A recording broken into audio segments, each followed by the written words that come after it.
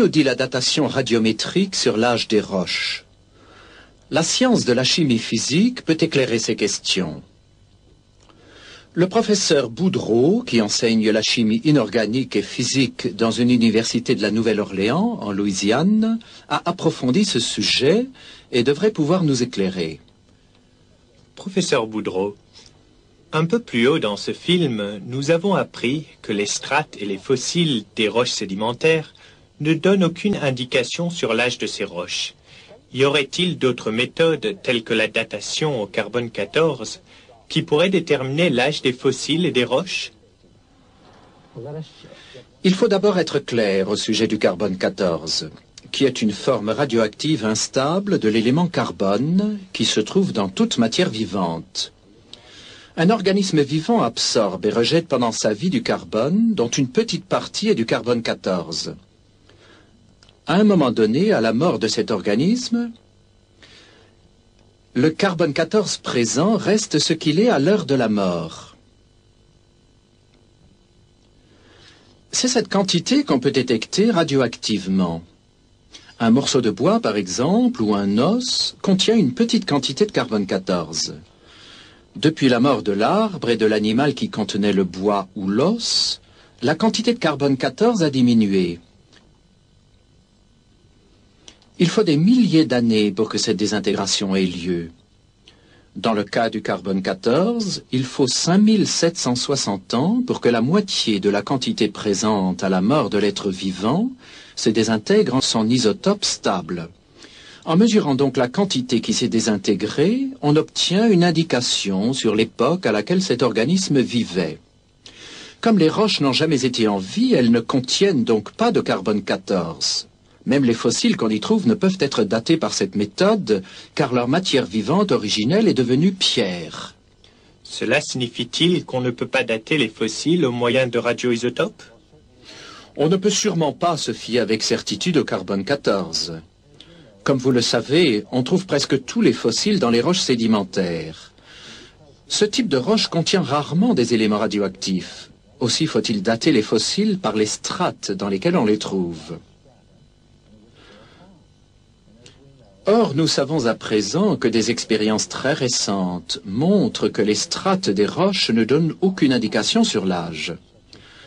D'autres types de roches, telles que les cristallines, qui ne contiennent pas de fossiles, et la lave, renferment parfois des éléments radioactifs. On utilise ces isotopes pour les dater.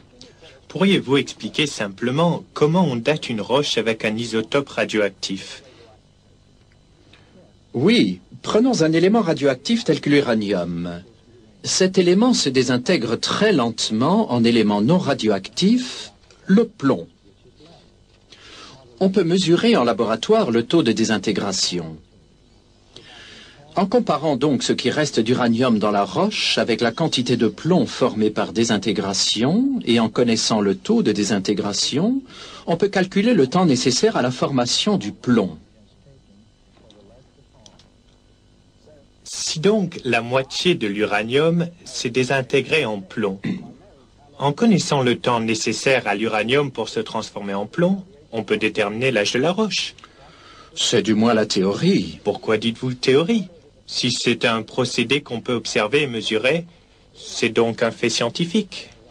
Pas du tout. Regardez un peu ce diagramme. Vous voyez un certain nombre de particules d'uranium colorées en orange et quelques particules de plomb colorées en bleu.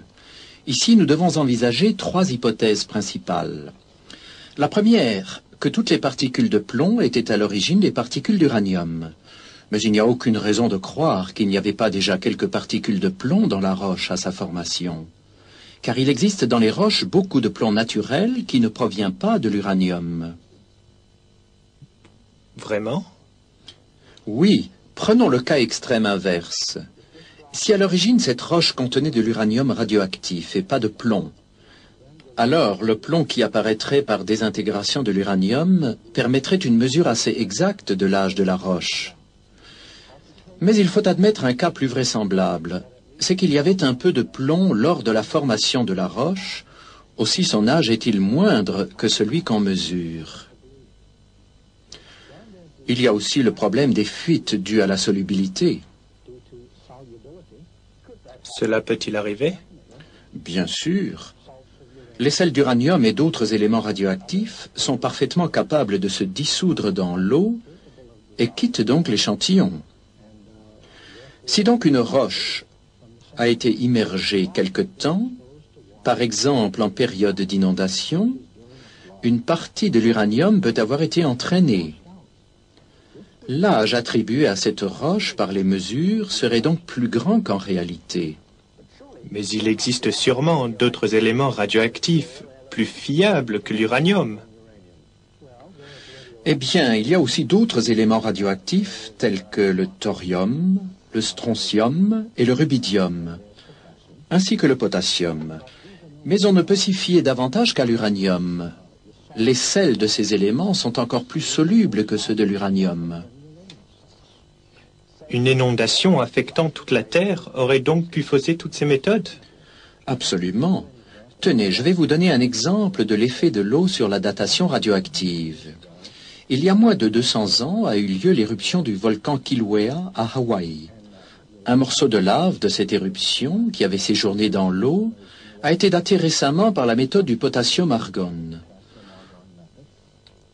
On aurait dû obtenir une datation d'environ 200 ans.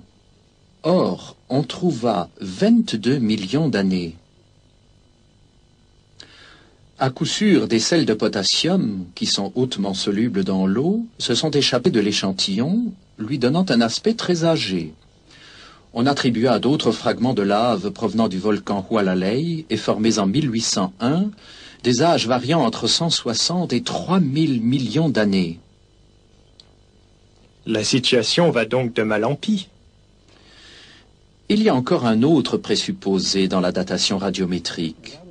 C'est que le taux de désintégration serait resté constant et n'aurait jamais varié dans le passé. Pourtant, beaucoup de facteurs ont dû l'influencer. Ainsi, la production de neutrinos par le rayonnement cosmique a pu être augmentée à la suite d'un renversement du champ magnétique terrestre ou de l'explosion d'une supernova. La science a déclaré que ces événements ont eu lieu dans le passé. Ils ont pu avoir un effet certain sur le taux de désintégration radioactive. Si l'on ne peut se fier à la datation radiométrique, de quels autres moyens dispose-t-on? De nombreux processus naturels indiquent pour la Terre un âge relativement jeune.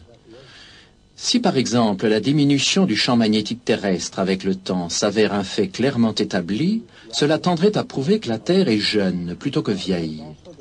Une dernière question, professeur. À votre avis, à quand remonterait environ le Big Bang? L'hypothèse du Big Bang a été formulée pour soutenir la théorie de l'évolution. Sans théorie de l'évolution, pas de Big Bang.